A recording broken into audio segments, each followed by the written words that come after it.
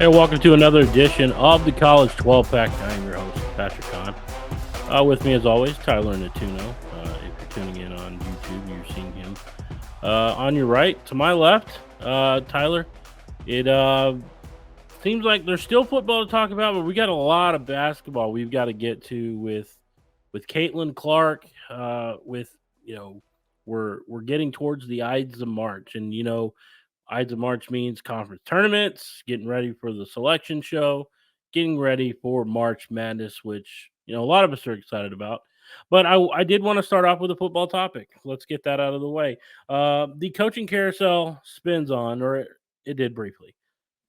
Chip Kelly stepped down, resigned, whatever you want to say, from his head coaching position at UCLA, and then turns around to accept an offensive coordinator position at Ohio State, which was made vacant because the recently hired Bill O'Brien is left to take Boston College job. And so the interesting part is this is probably the least surprising thing of the whole carousel because it seemed like Chip Kelly wanted an offensive coordinator position anywhere just to get him out of UCLA. And I don't know if it's that he doesn't like UCLA. I mean, he spent a good amount of time there, or is it the fact that maybe he just doesn't want to be a head coach anymore?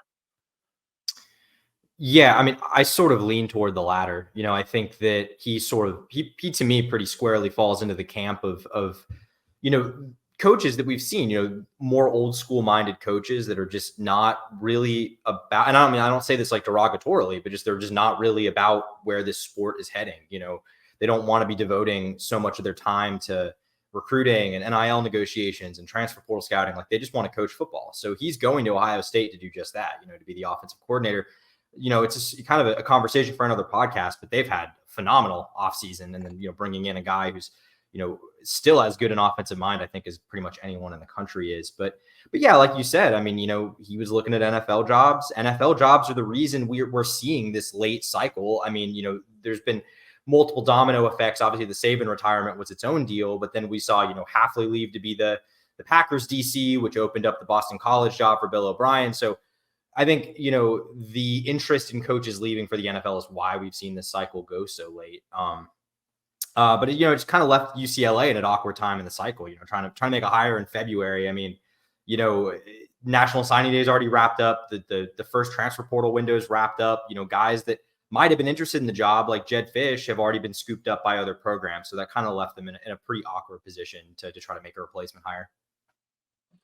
Yeah, it really did. And, they ultimately went with continuity here. And, a guy who had spent most of his football life in California, obviously playing, in high school, was USA Today California Player of the Year.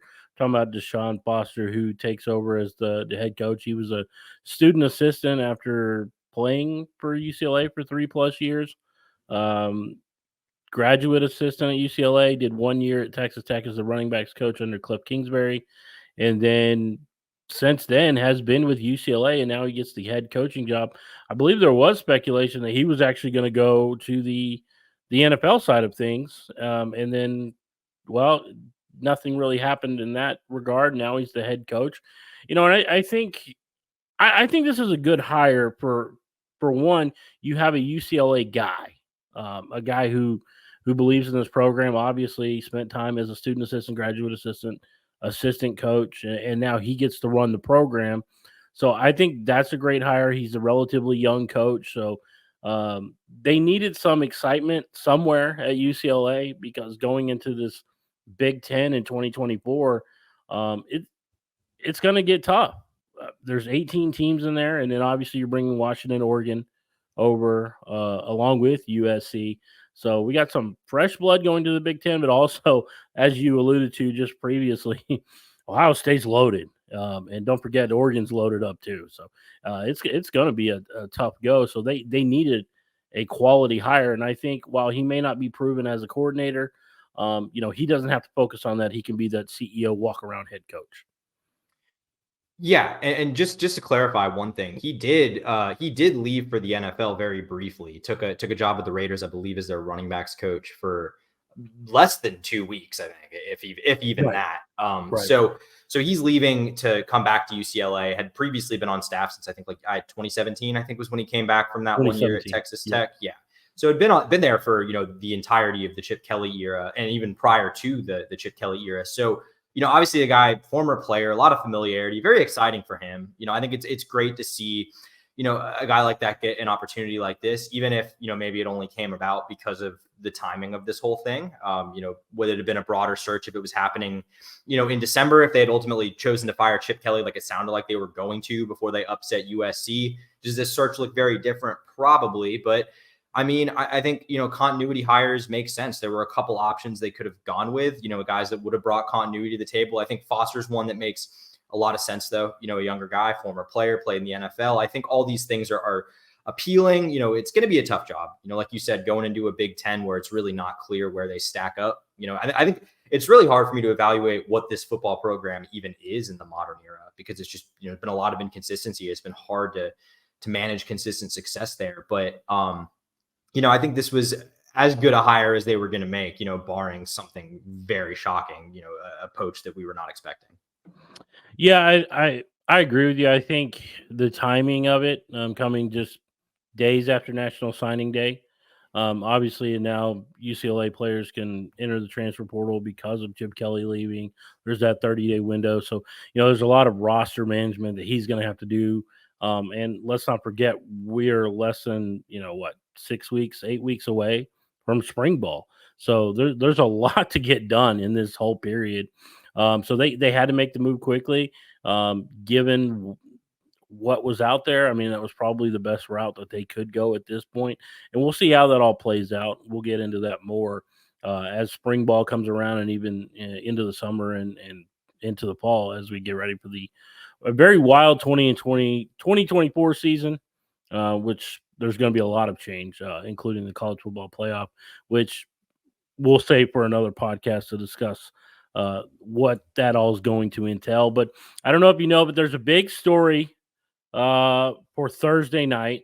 If you're watching this, listening to us Thursday night, as we sit down to record on Wednesday, we're anticipating the Caitlin Clark watch. Now, if you've been under a rock and have no idea, you should be reading HawkeyesWire.usatoday.com. I'm just going to say they have been all over it. But Caitlin Clark is getting set to break the record, set a new high for the all-time women's scoring leader, and she's only like 150 points behind Pistol Pete Maravich. All-time points. Nobody's going to touch his points per game. I think we all can agree on that. But if you wanted to buy tickets to this game, Tyler, for the low price of $296, you can go on Ticketmaster and get a seat to watch this. It's interesting. She had an opportunity to break the record on Super Bowl Sunday. She didn't. She was average. Okay, average for her, 31 points. I think anybody else would take that. But average for her. So she gets the opportunity to kind of have her own day on Thursday. I mean, how excited are you? I mean, I know you cover LSU and you covered them last year during the national championship game, but like, how excited are you just to see what Caitlin Clark can do in this game and breaking this record and having her moment?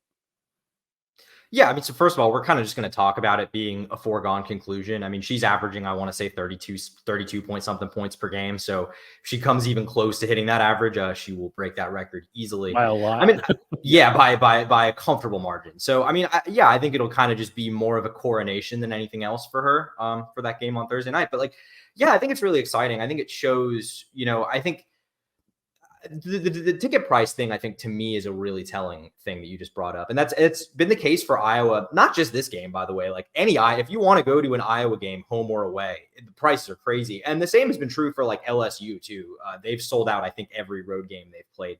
So that is a remarkable trend for the sport of women's college basketball. I think it's something that, sorry, what? Not to interrupt, but this is an interesting note. I believe Iowa women's basketball has only sold out 3 games in their history. They sold out of season tickets back in August. Okay, so that just shows you that everybody was already dialed in for the Caitlin Clark show. No, it's unbelievable. I mean, because we've seen, the Yukon dynasties from a decade ago were among the most impressive feats we've seen in any sport ever, but it didn't have the same.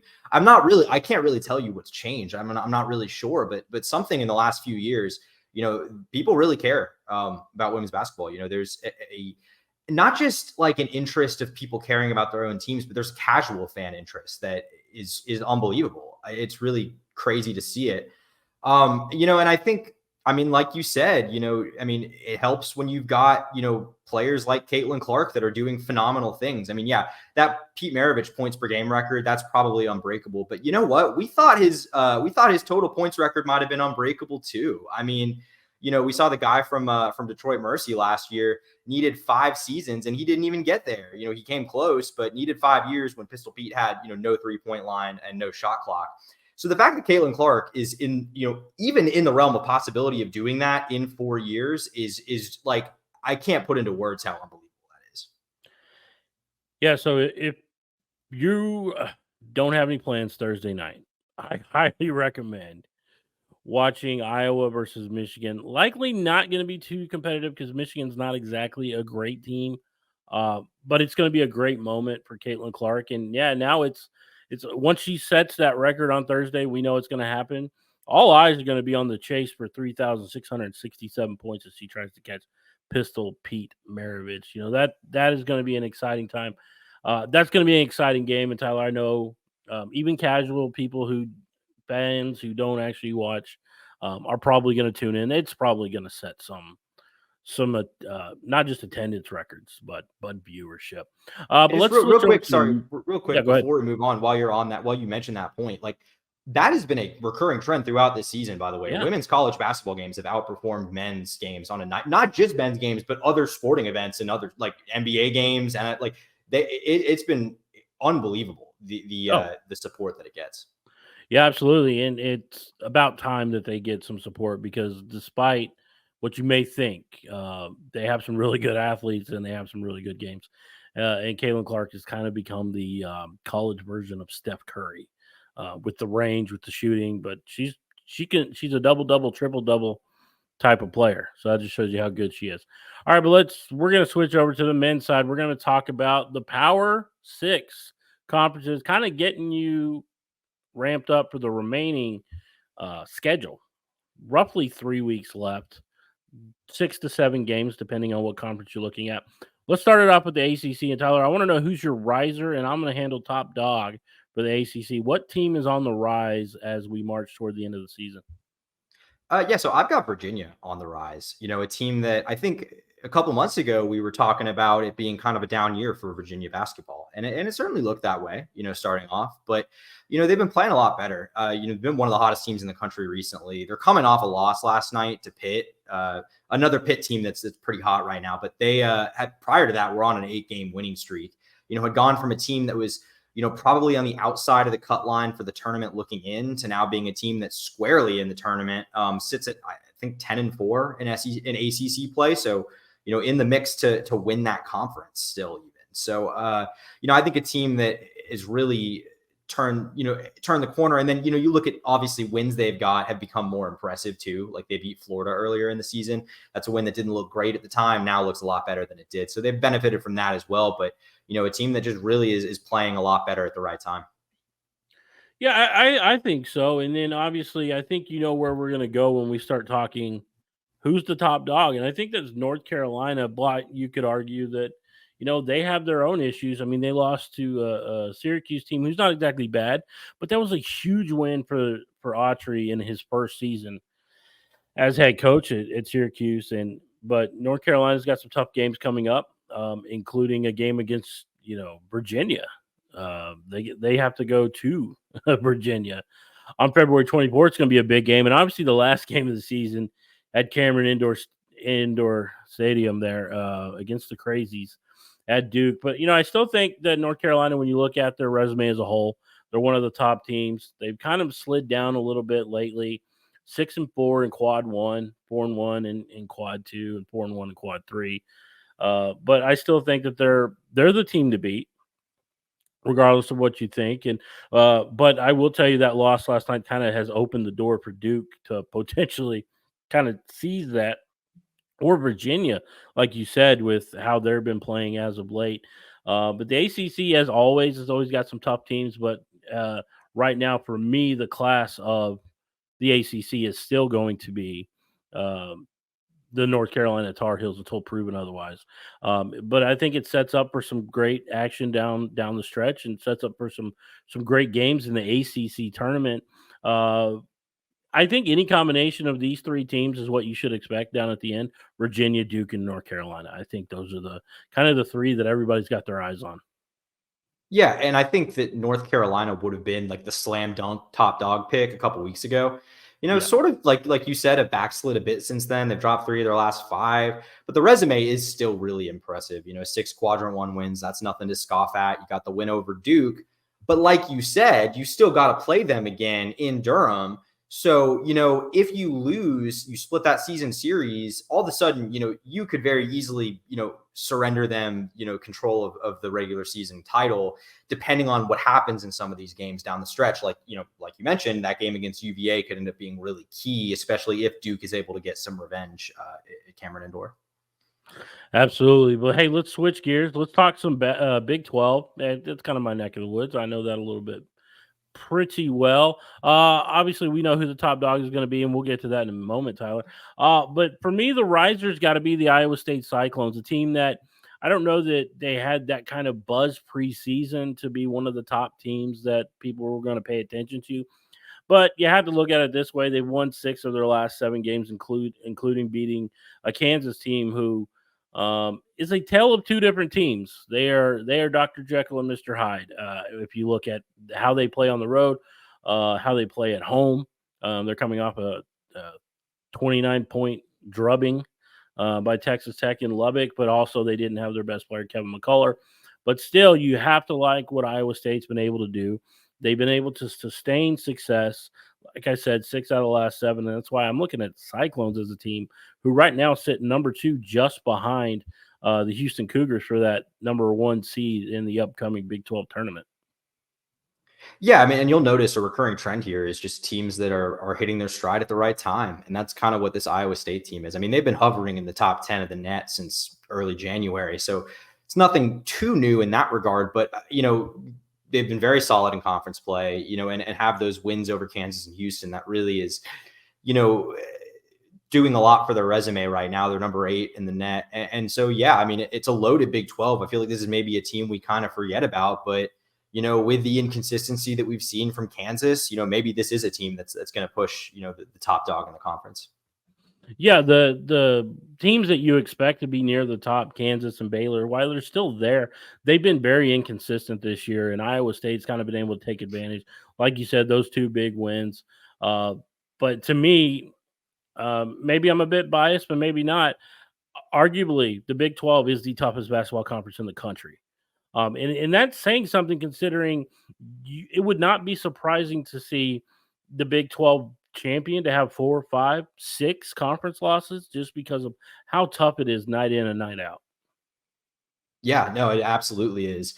And that's why, I mean, it's hard to say who the top dog is, because on any given night, it looks like it could be one of 3 or 4 different teams. But I would say right now, I mean, the pretty clear answer is Houston. They've been kind of the top dog the whole way. I mean, they've been the number 1 team in the net every day since, I want to say, like December 16th, something like that, mid-December. So they've been, right up there, and it's easy to see why. I mean, they've won 8 quad 1 games. They have an 8-3 record in those contests. Not many teams, not in, in doing my research, I couldn't find a team that had more than 8 quad 1 wins. Maybe that team exists, but not that I saw. So, and, some really impressive ones in there, wins on the road against a BYU team that ranks in the top 10 of the net, a Texas team that had, sort of been up and down, but is also kind of starting to play a lot better right now. So, those are things that look good. And, they've got the loss at Kansas, but I mean, Kansas, like you said, inconsistent, but they're really good at home. The Jekyll and Hyde-ness has mostly been when they play on the road. So there's nothing really to like, that's, anything that's weighing them down too heavily on that resume right now. They've got some nice wins and just continue to play really well.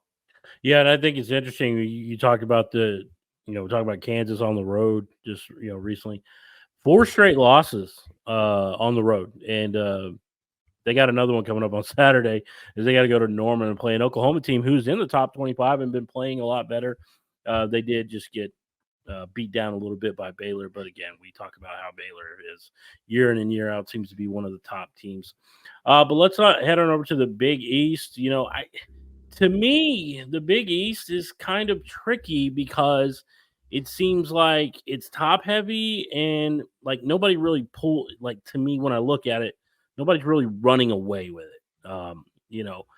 As far as who could be that second, third team in the Big East, because we know the top dog is UConn, defending national champions. We know what they can do. We've seen what they do consistently over history. I mean, Hurley has brought them back into the forefront, obviously, last year with that run to the Final Four and then the championship.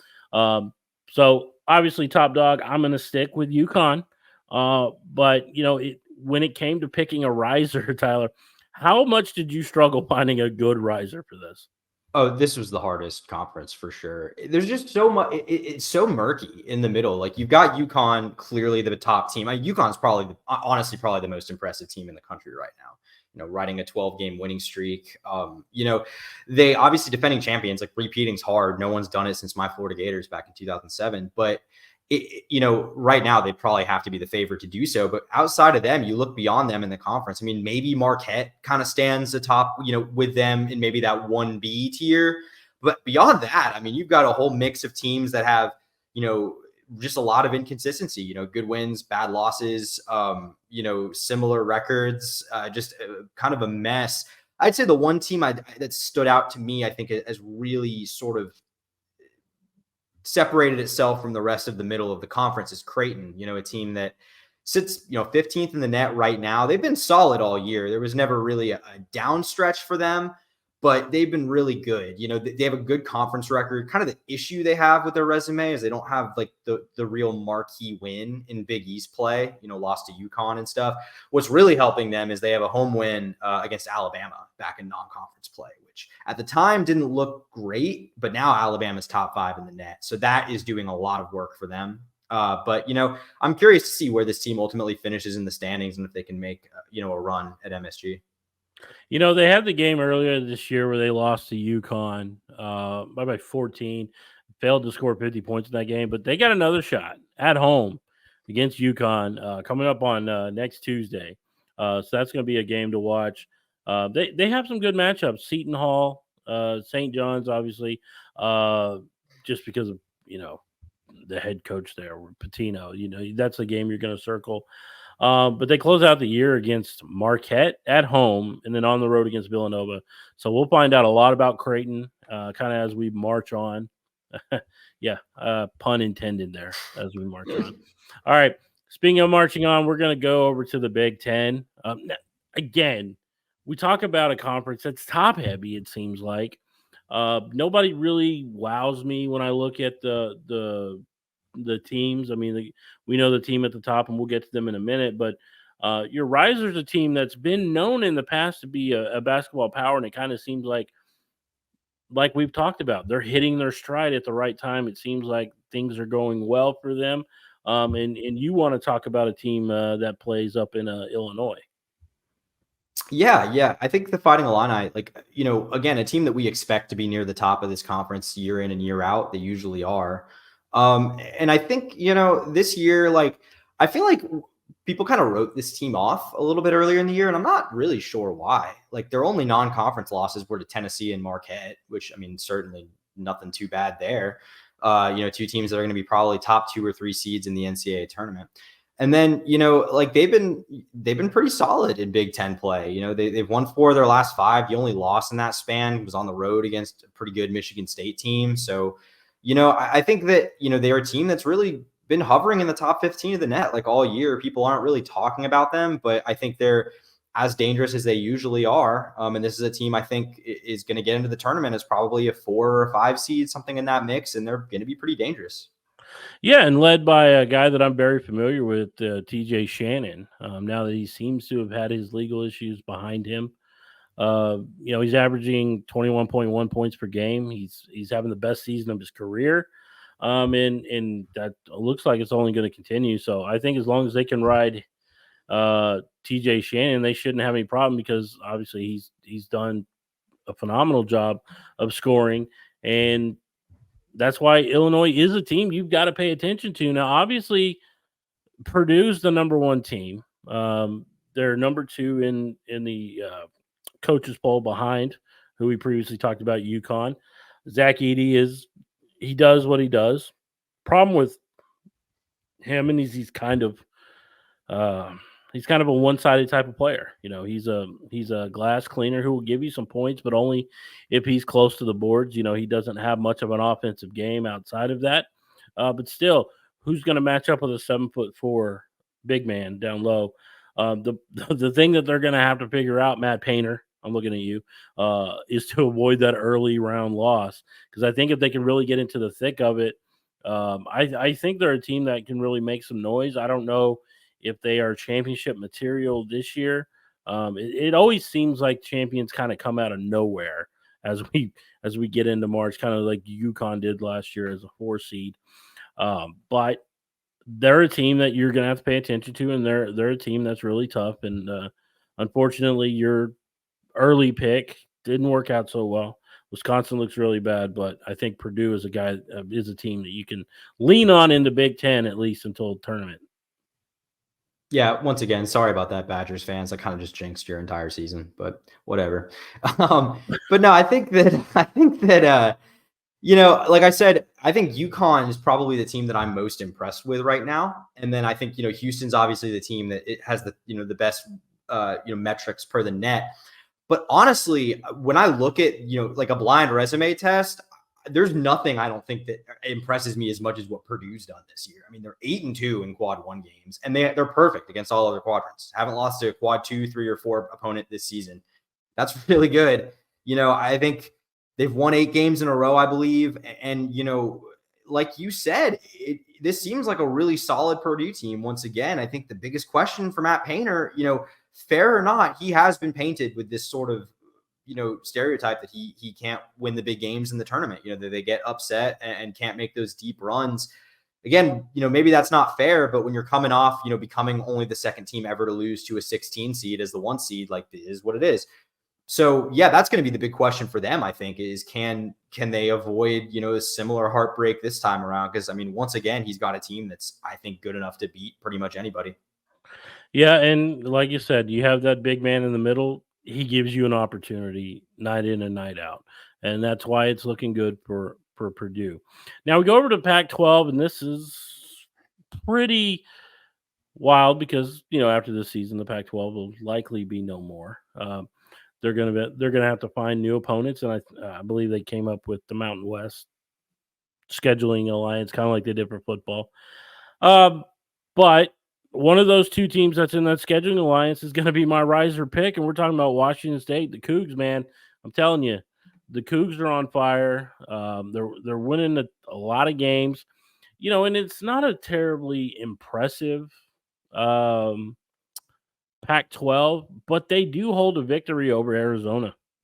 It was a home win, and obviously they're going to have to go play in Tucson in coming weeks. But at the tear that they've been on as of late, you just have to really like what Washington State's doing. Yeah, and Pac-12 doesn't get necessarily as much attention as some of the other power conferences do, and this program doesn't get a ton of attention, but as impressive right now as pretty much anyone else in the country. One of the hottest teams in the nation right now has pretty much played its way off the bubble. This was a team that was, kind of like I talked about with Virginia, depending on where you looked, either sort of just inside the field or just on the outside looking in just a couple weeks ago. But now they're pretty much widely considered to be solidly in the field of 68. And, a lot of the reason for that is the fact that they've won their last 5 games, and the last 3 of them were on the road. They've won 3 straight games on the road, including, wins over pretty competitive Oregon and Washington teams, one of them obviously being a rivalry game. So, yeah, I mean, I think it's pretty easy to like what they're doing right now. I think, like we talked about, not the strongest Pac-12, not going to get a ton of bids this year, but this looks like it's probably going to be one of them. Yeah, the thing that you like, for me, that I like most about looking at Washington State is the fact that they've got four guys that are averaging double digits. It's not one guy carrying the load.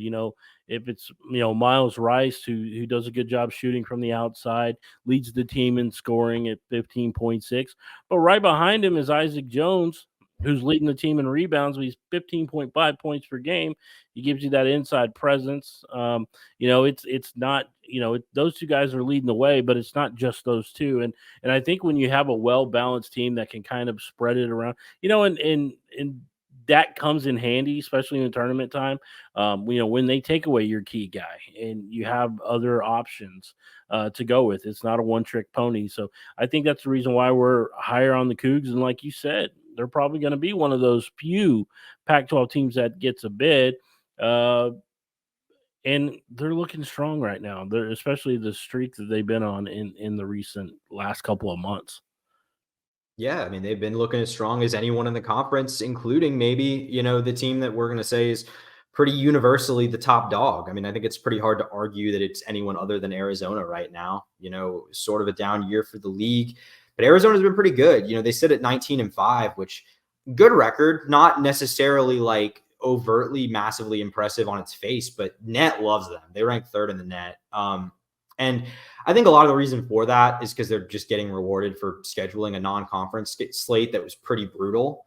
And I mean, it really helped their resume, the fact that they did it. I mean, they had non-conference wins over Duke, Wisconsin, Michigan State. So, that's really doing them a lot of favors right now. The only real ugly spot on the resume is a road loss to an Oregon State team that sits outside the top 150 in the net right now. So that's quad three. That's a limiting factor for sure. But obviously, it's not holding them back too much if they're three in the net. So, I think a team that a lot of people are projecting to be a one seed, it's kind of easy to see why. And like Washington State, they've won their last five, and their last two were on the road against Utah and Colorado, which are both bubble teams. So, good wins. They're really sort of taking control of a conference that just isn't all that great this year. Yeah, their toughest matchups coming up are going to be against Washington State, but that's at home. And they also get Oregon at home, so that's going to be beneficial for them as they go towards the end. And they've got to pay attention to the riser that we talked about. Washington State, they have a 1-game lead for that number 1 seed. That's it. I mean, that's how close those two teams have been. Washington State kind of owns the tiebreaker at this point with the head-to-head. Obviously, if they lose in a couple of games against Washington State again, then they're the new top dog. But as it sits right now in the Pac-12, our riser team and our top dog could be interchangeable when you look at that. All right, let's finally get to what Tyler really wants to talk about. Those SEC hoops.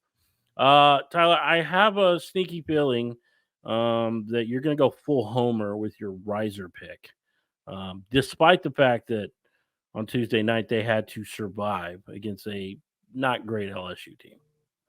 Yeah, I am absolutely going full homer here, and we're just going to kind of ignore the fact that Florida almost blew a 20-point lead last night because at the end of the day, they've still won 6 of their last 7, 2 of which were huge quad 1 wins, one of which on the road against Kentucky, the other one at home in blowout fashion against Auburn on Saturday. A team that has, like a lot of other teams we've talked about, gone from being, very much a bubble team, maybe on the outside looking in, depending on where you look, to being projected as high as a 7 seed now. Started 1-3 in SEC play. It was looking like it was going to be a disappointing year. But they've obviously been playing a lot better right now. They missed opportunities to win big games in non-conference play. They lost, close games to Virginia, to Baylor. They lost on the road to Wake. So all of those would have been quad 1 wins. They're not. Florida's only 2-7 in quadrant 1 games right now, which isn't great. That's sort of the one limiting factor here. But they've been playing really good basketball recently. The offense, when it's on, is as good as any offense in the country. The backcourt is loaded. So I think this is a dangerous team in the SEC. It's just going to be about how they finish, because I don't think they've played themselves to the point where they're completely safe. But when you look at the remaining schedule, it was pretty front loaded for the Gators. So they've got a pretty good opportunity to close out strong, maybe even push for a top 4 seed and double bye in the SEC tournament, which would be pretty significant for Todd Golden in year 2. Yeah, I mean, and they're right on, tied with Kentucky, who Kentucky, I think, It seems like they're a little bit overrated this year. But yeah, I had to like you said, the way that Florida has gone about it this year, and despite almost losing, we talked about, they've been a team to deal with. And again, it helps when you're 11-1 at home. You're winning the home games, you're winning the games you're supposed to win. On the road, you want to be 500. Those are things you want to look at. They're not quite there, but I mean they're close. So they're definitely doing the things that you want them to do. For me, the top dog is going to be Tennessee. Now, despite the fact that South Carolina and Alabama sit at the top of the conference in standings, Tennessee feels like a safer bet. I think that 21-3 South Carolina record, which we talked about off air, is a little misleading based on who they've played, their schedule. They've been able to feast off of 9 quad 4 victories. So they're not playing a top level competition. Alabama, Auburn can be right up there. I think you could probably go Alabama, Auburn, or Tennessee in this if you really wanted to go down to it. I think I'd probably stick with Tennessee just because which coach do I believe in most? And maybe it's Rick Barnes. Yeah, right now that's the coach I believe in most. Come tournament time, I don't know. We'll see. But yeah, but no, I mean, I think I agree with what you said. I think that you really could go either any direction between Tennessee, Alabama, and Auburn. I think they're 5, 6, and 7 in the net, so they're all right neck and neck, and they've all looked at different times like maybe the best team in the SEC. Auburn's had a bit of a rougher stretch recently, so they've kind of squandered some momentum. Tennessee, coming off a pretty bad loss on the road to Texas A&M, which then in turn lost on the road, took an even worse loss to Vanderbilt last night. So that's not a great loss for Tennessee, but still, they've got some really impressive wins there. They killed Florida at home. They beat Alabama by 20 on the road, which that to me is the real one here. That's like, wow. So I think that, that is really helping them. And you look at their 17-6 record, and it's not the most impressive record in the world, but I would contextualize it a bit by saying they played a 3-game stretch in November. They took 3 straight losses, and those losses were to Purdue, Kansas, and North Carolina. So since November 29th, they've lost 3 games. So, I mean, I think that this is very clearly one of the better teams in the country right now. Dalton Knecht, I believe, leads the SEC in scoring, averaging like 20 points a game. He's been just a nightmare to try to contain. So, this is a really intriguing Tennessee team. I think it's maybe the best Tennessee team that Rick Barnes has had there. I mean, if it's not the best, it's one of the best. Just get to the second weekend, man. Just do it. Just you got to get to the second weekend. Yeah, and they got a tough way to close out the season, playing Auburn at home, Alabama on the road, South Carolina on the road, and then they have Kentucky to close out the season at home. I mean, it's that's right tough. now That's tough for sure. So I mean, yeah, that's going to be a tough one. But when you look at the different conferences, there's a lot to be played for in the next 3+ weeks, along with the tournaments coming up. There's going to be a lot of good basketball on, and it's definitely a good time. If you haven't tuned in yet, football's over. The Super Bowl's over. The Fighting Patrick Mahomes, once again, Super Bowl champions. So I will definitely take that. But now that football is completely done, all eyes are on basketball as we get ready for March. And as we get ready to fill out your bracket that is going to get busted. But we're going to do it anyway. But that'll do it for this edition of the College 12-Pack. Come back next week, talk a little bit more basketball, and maybe we'll be talking about another history-chasing performance for Caitlin Clark.